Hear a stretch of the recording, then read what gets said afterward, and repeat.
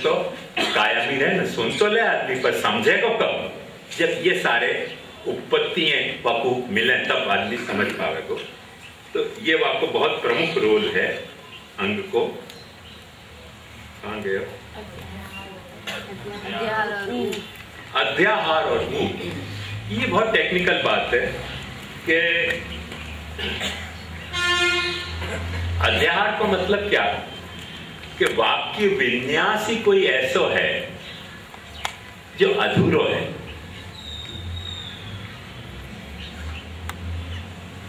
कोई वाक्य विन्यास, कोई सेंटेंस को कंस्ट्रक्शन, कोई वाक्य की रचना ऐसी है कि वो अधूरी वाक्य रचना है। अब जैसे मैं आपको एक स्पष्ट उदाहरण दूं, आपको समझ में आ जाएगा। अब मैं जैसे अभी बोलूं, अचानक आप सुन कह रहे जरा सुनियो तो, क्या सुनियो? मुंह को सुनना, चिड़िया बोल रही है वाकु सुनना, रोड पे जो कार जा रही है वह हॉर्न बज रहे हो वाकु सुनना। कौन सी चीज को सुनने के लिए मैंने कही, वो तो मैंने खुलासा नहीं किया, खाली मैं ऐसे बोल दिया सुनियो तो वाकु पूरा करना पड़ेगा ना वाक्य को। अब बोलने चालने में तो अपन की क्या है कि ये सारी अपेक्षाएं फटाफट पूरी हो जाएं। जैसे मैं वाक्य पूरा नहीं करूं, जरा वाकु सुनिए तो कह दियो, तो तुरंत मेरे इंगित सु आप जो वहां बोल रहे हो है वाकु सुन लोगे और आपको समझ में आ जाएगी। पर समझो टेप रिकॉर्डर में अचानक बात आई, क्या रे वाकु सुनियो तो वाकु माने कौन को, ते वरी कौन, ये प्रश्न तो हो जाएगा ना। तो वाकु सुनियो तो कहने से वाक्य समझ में नहीं आएगा, तो कुछ अध्याहार करना पड़ेगा कि सुनियो तो मने कौन को सुनना, क्या सुनना, तो वहां अध्याहार करना पड़ेगा। दूसरी बात, वाक्य अपने आप में पूर्ण है ग्रामेटिकली।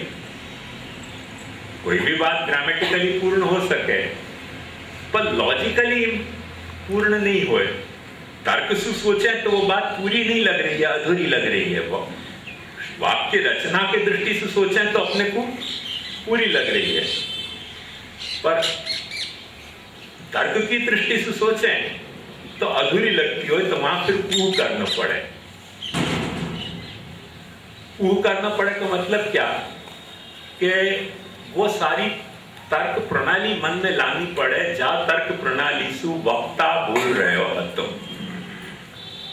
वक्ता के मन में क्या आर्ग्यूमेंट चल रही हैं, उन आर्ग्यूमेंट को जब वक्त अपन जाके देखें ना, तो अपन वाको ऊह कर पावे। मैं आपको एक बड़ा सा उदाहरण दूं, आपको समझ में आ जाएगा। अभी अपन ने पेंगुइन की बात कही। अभी समझो कि मैं एक ऐसा वचन यहाँ कहूं कि देखो ये पेंगुइन कैसा है। अब आप पेंगुइन जान गए हो क्या है।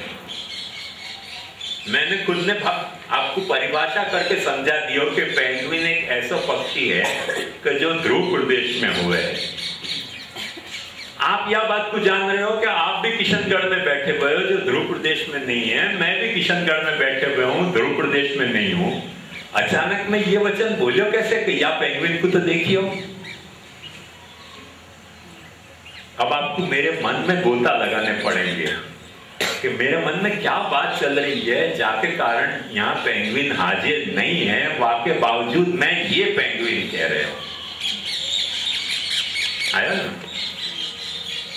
कौन से अर्थ में मैं ये पेंगुइन कह रही हूं? अपन है नहीं ध्रुव प्रदेश में, पेंगुइन यहाँ है नहीं। ये कब कहा जाए?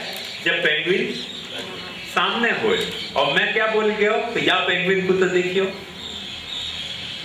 अब मैं ये कब कह सकूं? अचानक कोई ऐसा खड़ा हो जाए तो मैं कहूंगा ना कि या पेंगुइन को देखो, कहूंगा कि नहीं कहूंगा? तो या पेंगुइन को मतलब वो पेंगुइन नहीं होगा, तो वह पेंगुइन को कुछ कॉपी करने वालों कोई मनुष्य प्राणी है, ये ऐसा अर्थ निकलेगा। तो बाकी ये शब्द प्रयोग ठीक है। अथवा मेरे मन में कोई एक पेंगुइन है जाकू मैं समझाना चाह रही हूं, और आपके मन में कोई एक पेंगुइन को कंसेप्ट है, जहां कंसेप्ट को समझ के आप कह रहे हो, और वह कंसेप्ट को मैं मिटा के जो मेरे मन में कंसेप्ट है वो कंसेप्ट आपको कन्वे करना चाह रहा हूं, तो मैं आपको कह सकूं कि या पेंगुइन को पहले आप समझो। मतलब यहाँ बाहर नहीं है वो पेंगुइन, पर मेरे मन की दुनिया में अभी पेंगुइन विचर रहे हो है, वह पेंगुइन को आप पहले समझो, तो बात मीनिंगफुल हो जाएगी। ये आपको ऊह करना पड़ेगा।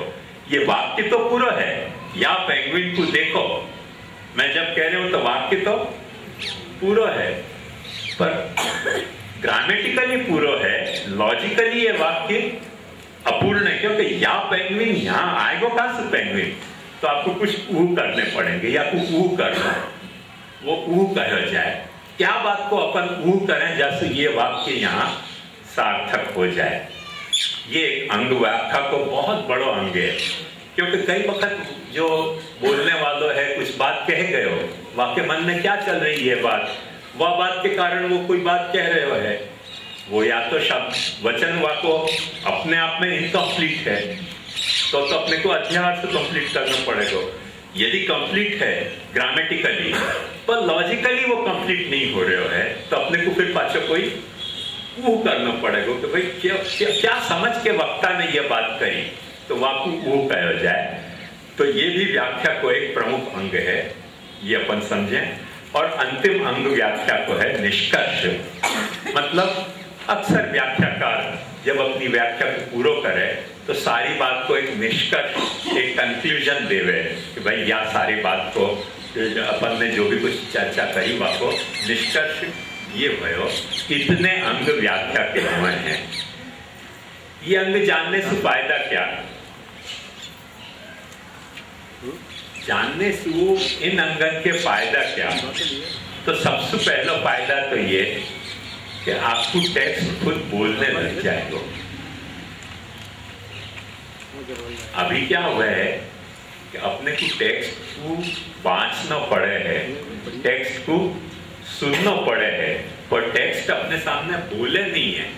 जैसे एक वक्ता बोले ना, जैसे मैं आपके सामने बोल रहे हूं, ऐसे जो लिखे हुए और सिद्धांत मुक्ता लिए वो आपसे बोले नहीं है, पर जब आप में ये पहचान आ गई ना, तो वो वचन खुद आपसे फिर बोलने लग जाए कि मैं ये हूं, मैं ये हूं, मैं ये हूं, मैं ये कहना चाह रहा हूं, मैं ये कहना चाह रहा हूं। तो ऐसे दो अंग हैं यहाँ के अपन ने देखो। अब मैं अपना कंफ्यूजन बता रहा हूँ। एक तात्पर्य को कैसे निर्धारण करना, वो अंग उपक्रमोपसंहार, अभ्यास, अपूर्वता, फल, अर्थवाद, उत्पत्ति, ये तात्पर्य कैसे पकड़ना वाको, और दूसरों व्याख्या के जो ये अंग हैं, इन अंगन को अपन ने देखो।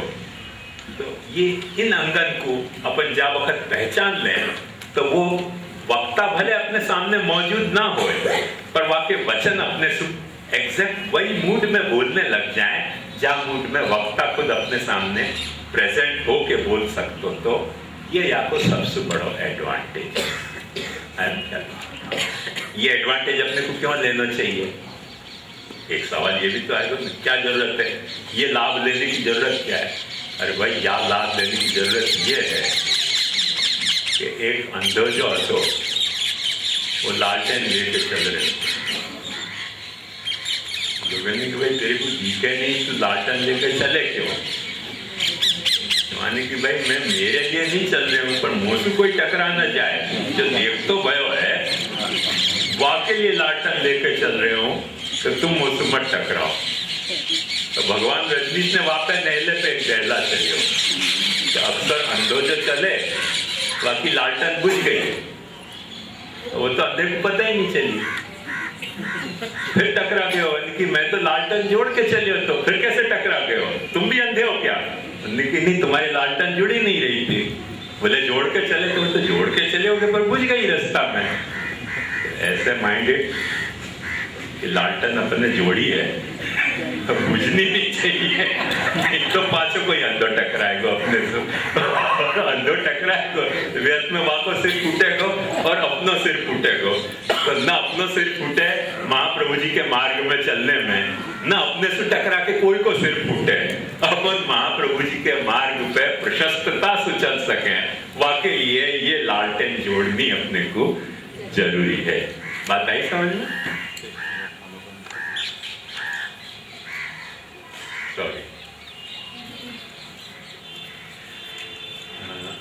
शरद बाबा कह रहे हैं इनने मुझे लिख के दियो तो क्या क्या समझाना है, तो ये छूट गया वो लालटेन बुझ गई।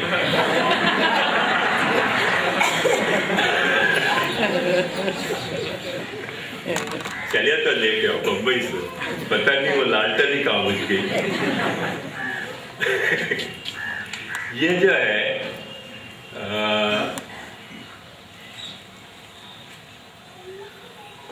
एक और कसौटी है व्याख्या को समझने की। मैंने जो अभी आपको समझाई वो दो कसौटियां समझाई आपको व्याख्या की।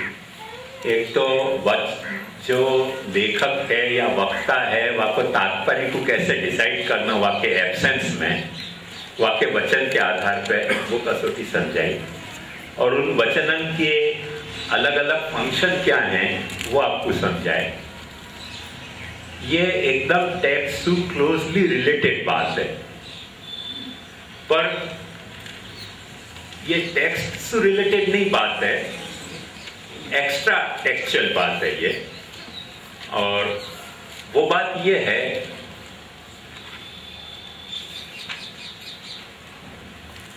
कि जब भी कोई वक्ता या कोई लेखक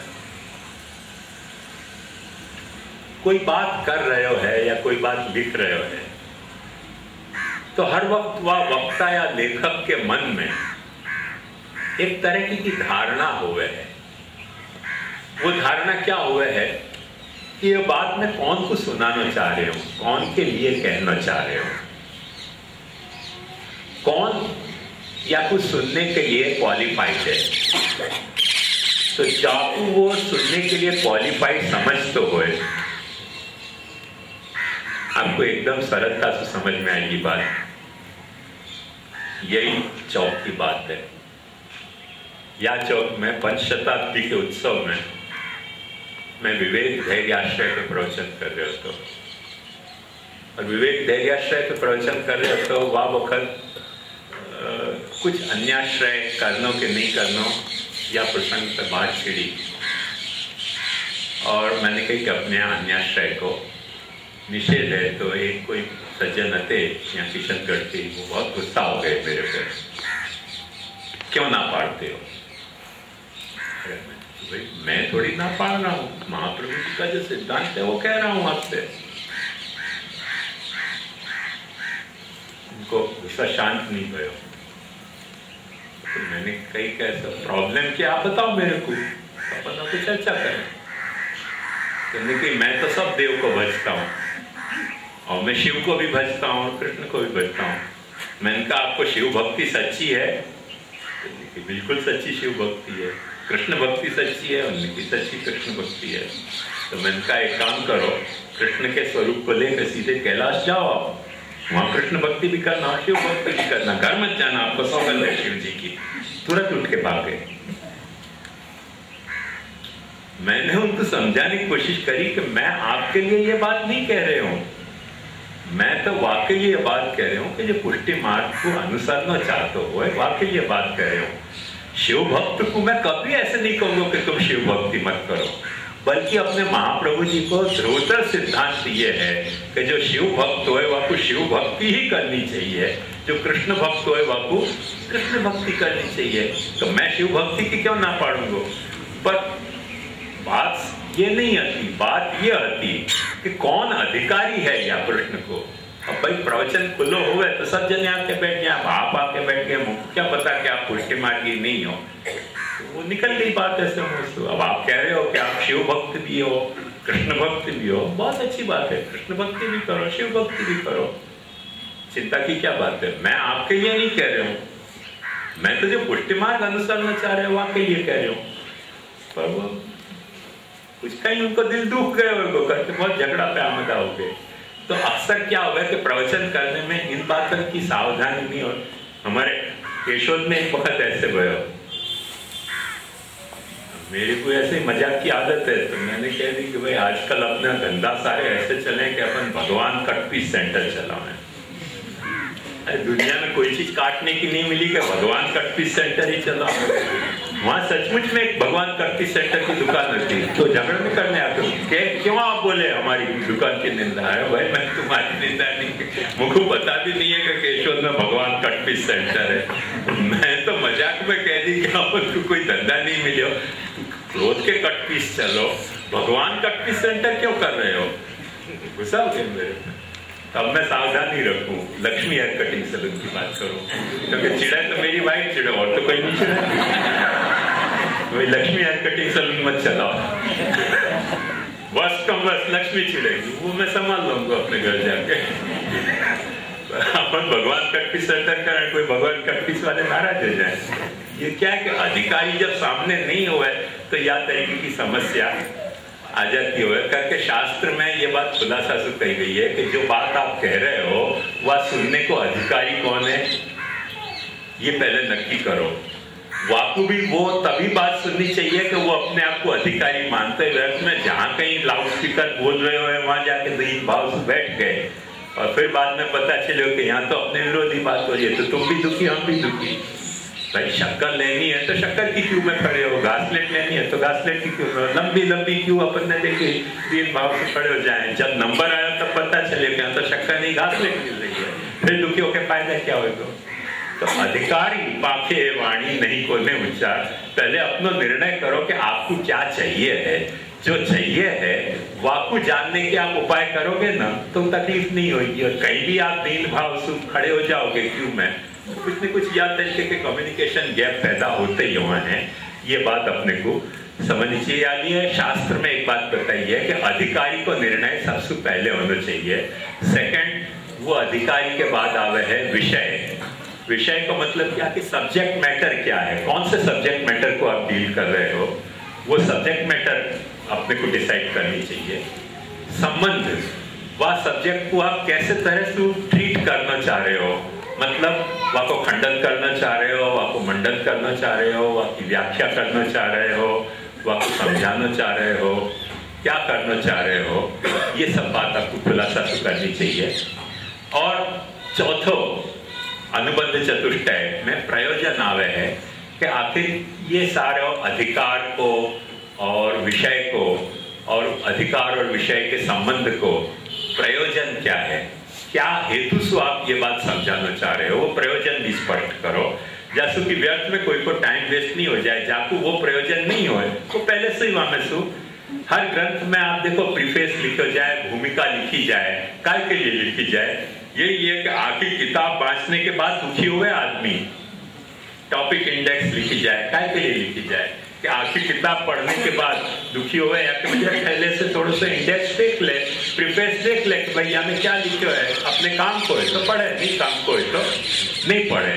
आजकल वो प्रीफेस और टॉपिक इंडेक्स आवे है। पुराने जमाना में ग्रंथन के शुरुआत में अधिकारी, विषय, संबंध और प्रयोजन के खुलासा कोई भी ग्रंथ की शुरुआत में दिए जाते थे, जैसे कि सुनने वालों और बोलने वालों या लिखने वाले को टाइम वेस्ट ना हुए। ये अनुबंध चतुष्टय, और तो कुछ नहीं रह गया। वो मुश्किलें बहुत वो टेक्निकल है। अभी कई लोगों को बस आ रही है, सबको सुबह में नहीं चाहूँ क्योंकि अभी रात में देर है, थोड़ी रात हो जाए फिर आनंद से सोए। तो अभी अपन इतना समझ के चलें तो अपने हाथ में रैकेट समझो तो रैकेट, और बैट समझो तो बैकेट, और स्टिक समझो तो स्टिक आ गई, जैसे कि अपन अपना खेल शुरू कर सके अपन। क्योंकि ग्रंथ आज योगेश बाबा ने तो कुछ शुरू कर ही दिया, शायद झाला शुरू नहीं कर पाया। उतना कियो, अच्छा की दो लाइन पहले आपने दो लाइन को मतलब ये कि कोई भी सेंटेंस जो है वो सुनने पे कंप्लीट है ग्रामेटिकली। जैसे सेंटेंस की कुछ रिक्वायरमेंट होती है, वो बताऊंगा क्या क्या रिक्वायरमेंट होती है किसी भी सेंटेंस की, पर मिनिमम रिक्वायरमेंट सेंटेंस की होती है कि एक सेंटेंस में, एक प्रपोजिशन में मिनिमम कोई एक सब्जेक्ट होना चाहिए, एक कोई प्रेडिकेट होना चाहिए। किसके बारे में आप क्या बोल रहे हो, इतनी उसकी मिनिमम रिक्वायरमेंट है। दो बात होनी चाहिए, जैसे मैं ऐसे करूं कि ये चश्मा है, ये चश्मा है, तो सब्जेक्ट प्रेडिकेट भाव खो गया। क्यों? कि चश्मा के बारे में क्या कह रहा हूं कि चश्मा है। पहले चश्मा का मीनिंग आपको नहीं पता होगा तो दूसरे चश्मा का मीनिंग कैसे पता होगा? पर मैं ये कहूं कि चश्मा आंख से देखने का एक साधन है, तो चश्मा का मीनिंग नहीं पता होगा तो भी आंख से देखने का एक साधन है कहने पे आपको चश्मा का मीनिंग कन्वे हो जाता है। तो स्टेटमेंट की मिनिमम रिक्वायरमेंट इतनी है कि एक सब्जेक्ट होना चाहिए, एक कुछ प्रेडिकेट होना चाहिए, पर और भी ज्यादा भी रिक्वायरमेंट उसकी होती है। तो वो रिक्वायरमेंट सब पूरी हो गई, पर लॉजिकल रिक्वायरमेंट पूरी नहीं हो रही है। उससे जो मीनिंग कन्वे हो रहा है उसकी कुछ लॉजिकल रिक्वायरमेंट हो जाती है खड़ी। भाई ये बात क्यों कही जा रही है, कैसे कही जा सकती है ऐसी बात? तो लॉजिकल रिक्वायरमेंट पूरी जब ना हो तो वो करना पड़ता है। क्लियर? और भी कोई को कुछ पूछना है तो पूछ लो। आगे फल और उपपत्ति बताइए, आगे कुछ फर्क? फल को मतलब कि जो बात तुम कर रहे हो वाको फल क्या है, रिजल्ट क्या है, और उपपत्ति मतलब वाको तुम जस्टिफाई कैसे कर रहे हो। नहीं, उपद्रव संवाद में जो उपपत्ति बताई वहाँ तो उपपत्ति का मतलब होता है जाको अपन सिद्ध करना चाहते। हाँ, तो वो 5 तरह की जो उपपत्ति हो। हाँ, फल मतलब जो निष्कर्ष, फल मैंने वाको निष्कर्ष मैंने टेक्सचुअल निष्कर्ष नहीं, वह बात को फल क्या है। जैसे अभी बताओ, तुम ये क्लास अटेंड कर रहे हो, मैं तेरे से ही पूछूं कि आप फल की क्या सोच रहे हो? पढ़ाई से कुछ ज्ञान प्राप्ति हुई, तो ये फल हो गया ना। ये टेक्स्ट को फल नहीं है, टेक्स्ट में कुछ और फल वर्णित होगा। पर तू क्यों पढ़ रहे हो है, मैं क्यों तुमको पढ़ा रहे हूँ कि अपने को टेक्स्ट पढ़ने की समझ, टेक्स्ट पढ़ने की अपने को योग्यता प्राप्त हो, ये अपना फल है। बात है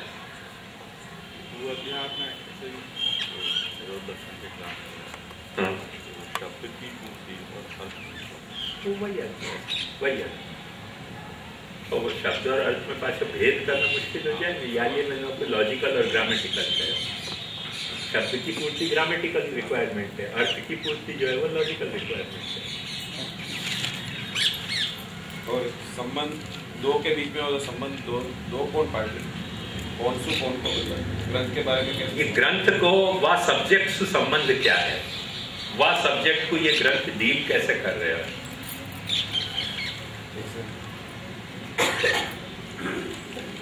एग्जाम्पल तू ऐसे समझ सके कि जैसे स्कूल में एक टेक्स्ट बुक हो है जो अक्सर बच्चे पढ़ते नहीं होंगे, एक क्वेश्चन आंसर की एग्जामिनेशन के वक्त छपती भाई, हाँ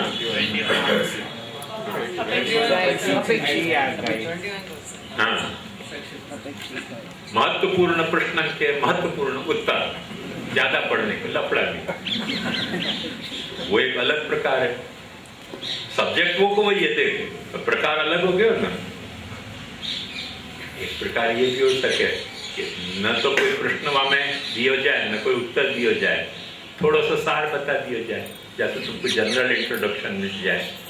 जैसे अक्सर वेबसाइट पे हर चीज को जिस्ट दे रहे हैं, भैया कितनी जिस्ट में ये बात है। कई तरह से ग्रंथ अपने विषय को डील करते हुए, कोई वक्त खंडन करने के लिए, कोई वक्त मंडन करने के लिए, कोई वक्त प्रश्नोत्तर समझाने के लिए, कोई वक्त जो है वो डिटेल्ड एक्सपोजिशन के लिए, कोई वक्त कई तरह के वो सब संबंध कहे जाए, प्रतिपादित प्रतिपादक। प्रयोजन ऑलवेज करता कई एस्पेक्ट में करता कई को वही प्रयोजन वाग्रंथ पढ़ेगा तो और भी कोई हो सकता। करता मैंने ग्रंथ करता तो कह रहे हो,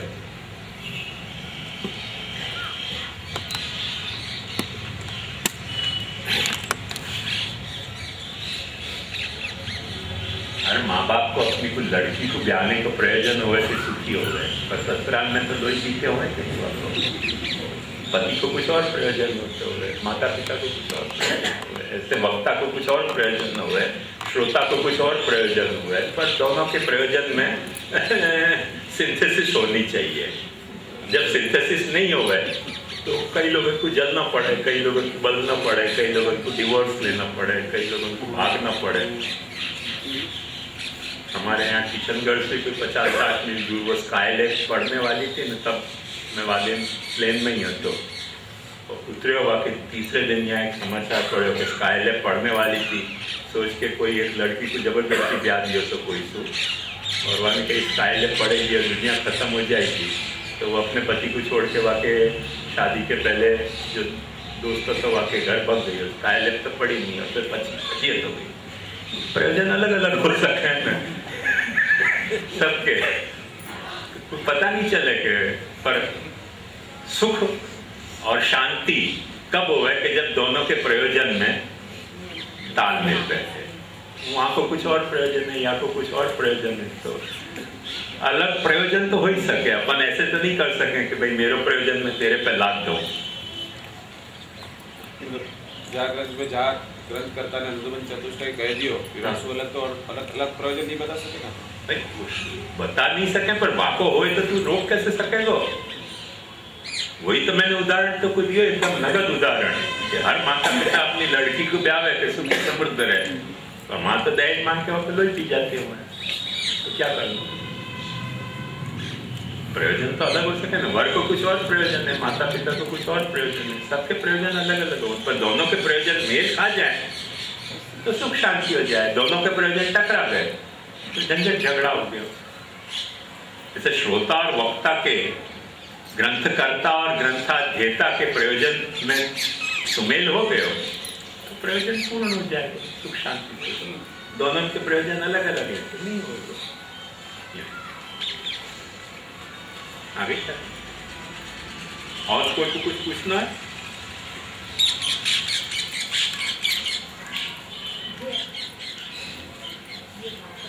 नहीं, जो 25 है उन्हीं की मैं कह रहा हूँ। जो बाकी लोगों का जब कल टर्न आएगा ना तब पूछ सकेंगे, आज नहीं। जो 25 है ना, ये वो टीम ही 25 की है।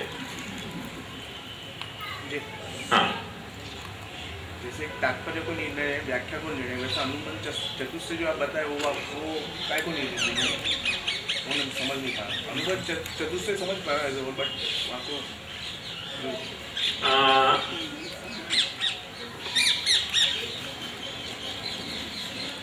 एक्चुअली ग्रंथ को अनुबंध चतुष्टय नहीं हुआ है।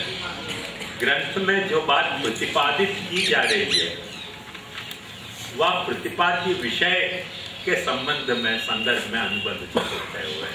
वो लिखना पड़ा है ग्रंथ में, तो वो ग्रंथ की जो टेक्सचुअल बॉडी है वासु रिलेटेड बात नहीं है, पर वह टेक्स्ट को जो पर्पस है, वह टेक्स्ट के जो इम्प्लीमेंटेशन है, इम्प्लीकेशन है, वासु रिलेटेड बात है। ये बेसिक डिफरेंस है। जैसे टैक्स को लॉ है, क्रिमिनल लॉ है, कई तरीके के लॉ हुए हैं। वह लॉ को समझने में वो लॉ के जो बॉडी है, टेक्स्ट की बॉडी, वहां में कुछ एक बात कही जा रही है, वो बात, और वाक्य अधिकारी विषय संबंध प्रयोजन क्या है वो बात वाक्य जैसे कॉन्स्टिट्यूशन में प्रियम्बल में कही जाए, भाई क्यों ये लॉ अपने को इंट्रोड्यूस करना पड़े, तो वो टेक्स्ट की बात नहीं है, वो एक्स्ट्रा टेक्सचुअल बात है, पर वहाँ खुलासा करना पड़ेगा तो भाई ये कानून प्रस्तुत करने की जरूरत क्या पड़ी। तो अलग अलग कानून आवे ना, बात तो अनुबंध चतुष्टय जो है वो ग्रंथ को जो शरीर है वहां की बात नहीं है, पर ग्रंथ के शरीर को जो समाज में रोल है वह रोल की बात है। नहीं तो वैसे तो झगड़ा पैदा हो जाता।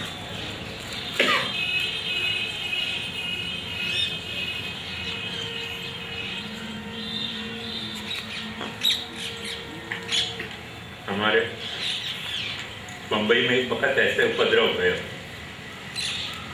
सब साधु ने इकट्ठे होके सभा करी। सभा करी थी कुछ सरकारी कानून के विरोध के लिए।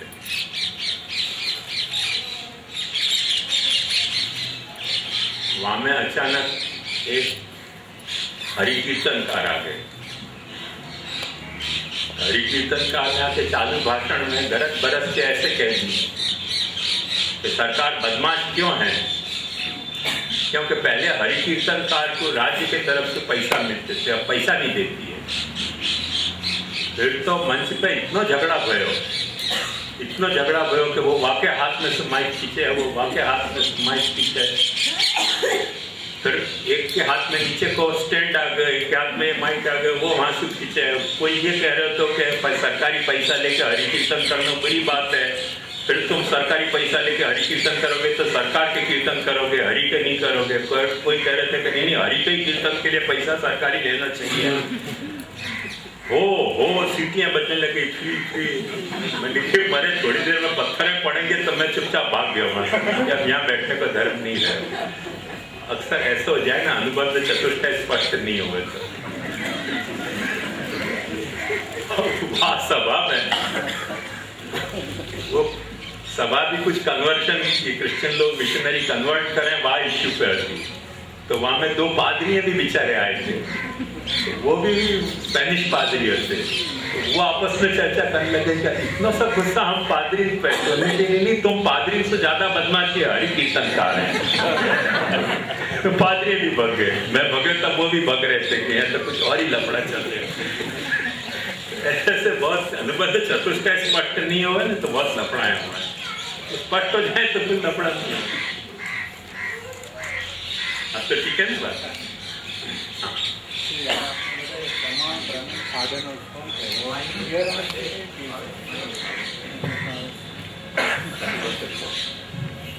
आपने प्रमाण प्रमेय साधन पण वो एक दूसरे को जोड़ के करी मानी हियरार्की है या कैसे उनको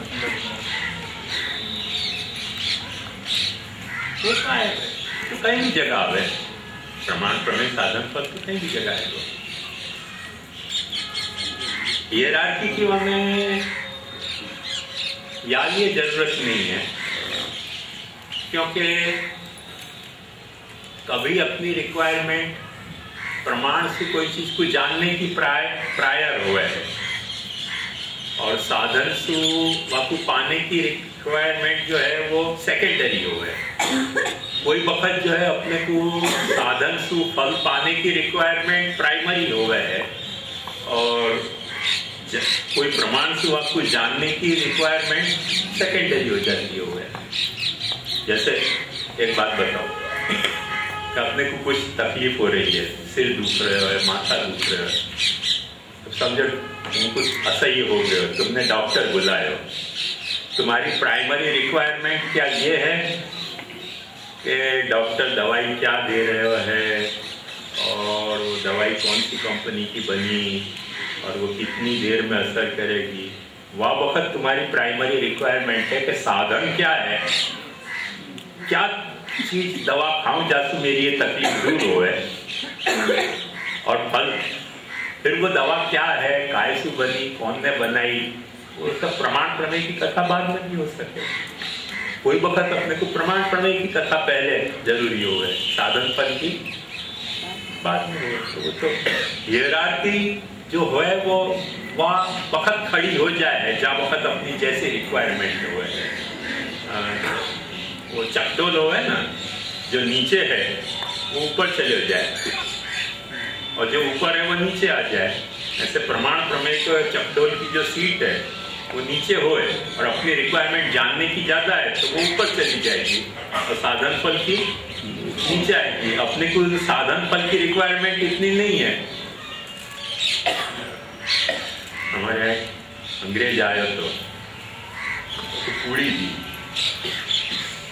पूड़ी खावानी पूड़ी, वो बेचारा पूड़ी देख के घबरा गया कि हमें हवा कहाँ से भरी तुमने, पूड़ी तो है तो ठीक है, पर हवा भरी कैसे आपने, क्या हवा कहाँ से भरी है बता, तो पंप से भरी मार के भरी, कैसे भरी हवा, ये फूल कैसे गई पूड़ी। वो प्रमाण प्रमेय की रिक्वायरमेंट ज्यादा हो गई। तेरे सामने पूरी धरे तो प्रमाण प्रमेय की रिक्वायरमेंट जाता है कि साधन फल की?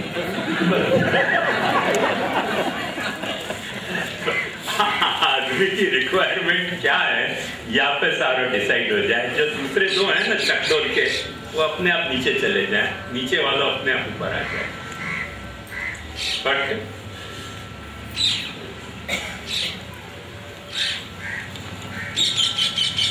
कौन सो ये टेक्स्ट पढ़ाया? अब देखो,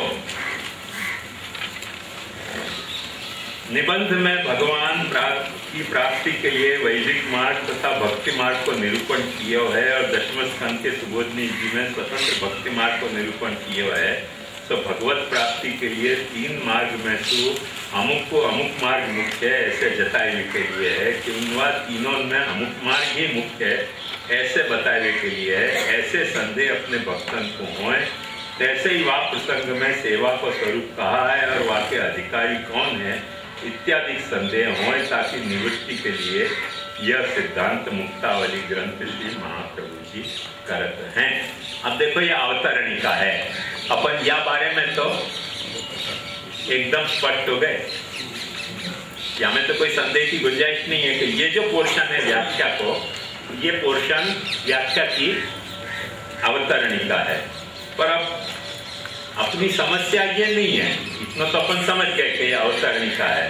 अपन ने वहां में क्या देखे तो कि अवतरणिका में पूर्वोत्तर संगति हुए है, सामान्य विशेष भाव संगति हुए है, कार्य कारण भाव संगति हुए है, प्रमाण प्रमेय भाव संगति हुए है, साधन फल भाव संगति है।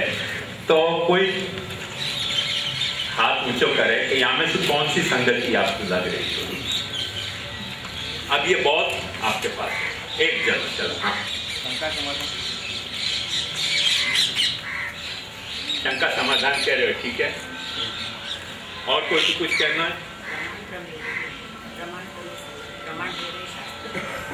प्रमाण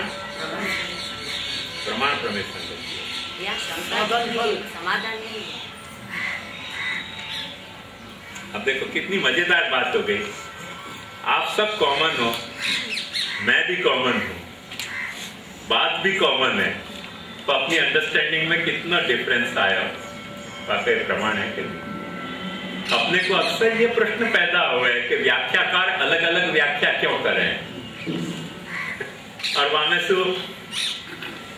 हमारे यहाँ मुंबई में धनेश गुरु तो बेटा है केतन, वहां को हर वक्त एक पेटेंट डायलॉग होता तो पछी साचू छू।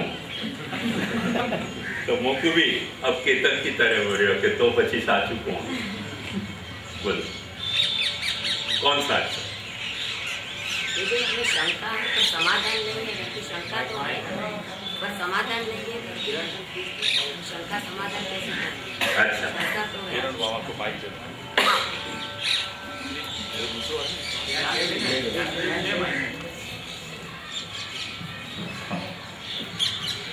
व्याख्या कर शंका है, समाधान नहीं दिख रहा है, शंका समाधान बनेगी।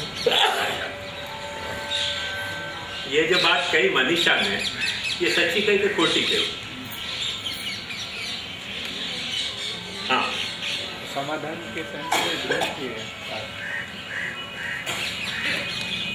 शंका जो उठाई है, शंका जो उठाई है ना, उनके समाधान में यही सिद्धांत मुक्तावली ग्रंथ,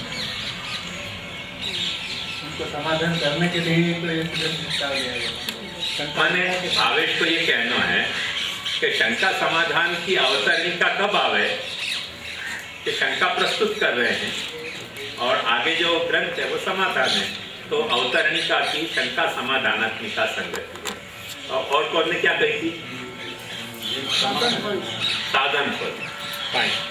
अच्छा, अब मेरे सामने ये प्रश्न है कि शंका समाधान संगति सच्ची है कि खोटी है? सच्ची।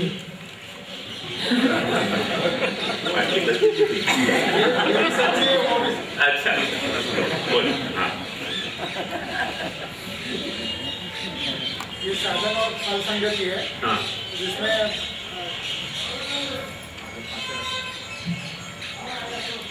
भगवत प्राप्ति के लिए 3 मार्गों में से अमुक मार्ग को अमुक मार्ग मुख्य है ऐसे बतावे के लिए तीनों में अमुक मार्ग ही मुख्य है ऐसे बतावे के लिए ये ग्रंथ की रचना की गई है। तो कौन से साधन द्वारा क्या प्राप्त करना इसकी संगति इसके साधन पर चाहिए। और कोई ने कुछ बोले तो देखो अपन ने थोड़ा सा बहुत छोटा अभी गेम खेली है पर अपने को एक कितना मजेदार तथ्य सामने आया हो कि जा तरीके को अपन ने क्लासिफिकेशन की हो वो क्लासिफिकेशन गलत नहीं है पर जरूरी नहीं है कि वो क्लासिफिकेशन वाटर टाइट कंपार्टमेंट में हो। कभी कभी कोई नेचर पंक्ति के ऐसे भी हो सके कि वो 2 क्लास को क्लब करके और एक पंक्ति आई हो। और नरेंद्र भाई ने बड़ी अच्छी बात कही कि मुझको लगे कि इनने पाटली बदल दी पर इनने पाटली नहीं बदली तो बड़ी धीरज से ये बात बताई कि ऐसा शंका समाधान भी है एट द सेम टाइम साधन फल की संगति को भी यहाँ स्पष्ट एपरेंट नेचर दिख रहे है या फिर ये जो अवतरणिका है दोनों नेचर की अवतरणिका है जहाँ में साधन फल भाव भी दिखाया जा रहा है और शंका समाधान भी यहाँ संगति है। तो आप सब पार्टिसिपेंट को खूब खूब अभिनंदन। या तरह से बस सब लोग पार्टिसिपेट करो तो अपना ये गेम समझो तो गेम मजा आती हो तो गेम और नहीं मजा आती हो तो एक्सरसाइज अच्छी चलेगी। मैं अपने तरफ से इतनी गारंटी आपको दे सकूं कि पसीना आएगा तो अभी ब्लड क्लॉट कम होएगा और मजा आएगी तो मेंटल क्लॉट कम हो जाएंगे। तो डेफिनेटली ले सके। मैं समझू कि अपना टाइम यहाँ पूरा हो 406 को और ये मेथड रहेगी। कल ये 25 नहीं आएंगे। अब मुझको भुलक्कड़ व्यक्ति हूँ मैं तो ये जो 25 के चेहरा याद रखने मुश्किल होंगे तो पर खुद समझ जाए कि जिन 25 ने आज भाग लिया कल वो बैक बेंचर हो जाए और दूसरे को आगे आने दें।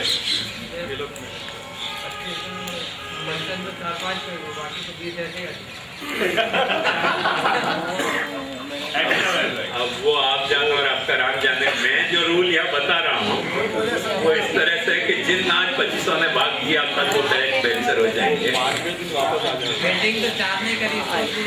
हाँ जिसे हमको खेलने का तो मौका नहीं मिला तो आपने काय को नहीं बोला। मैं तो पहले ही बोल दिया था जो बोले तो निहाल सच नहीं होगा। अभी तो 6 बजे का था 4 से 6 10 बजे फिर से प्रवचन है 8 बजे से 2 घंटा अपने हाथ में नहीं 8 बजे से फिर से प्रवचन है तो 2 घंटा हमें फिर से रिफ्रेश करना है ना। मगर कोई चिंता की बात नहीं है ना। ऐसी बात थोड़ी कि बोले तो ही हाँ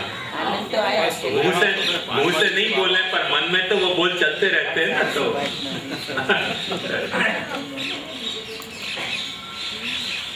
ऐसे उदास होने की जरूरत नहीं है। आ जाए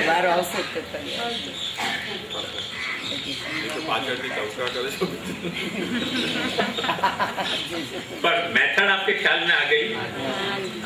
बोरिंग हो तो और इंटरेस्टिंग हो तो मेथड अपनी ये रहेगी। 8 बजे अपन प्रवचन के लिए इकट्ठे हो गए।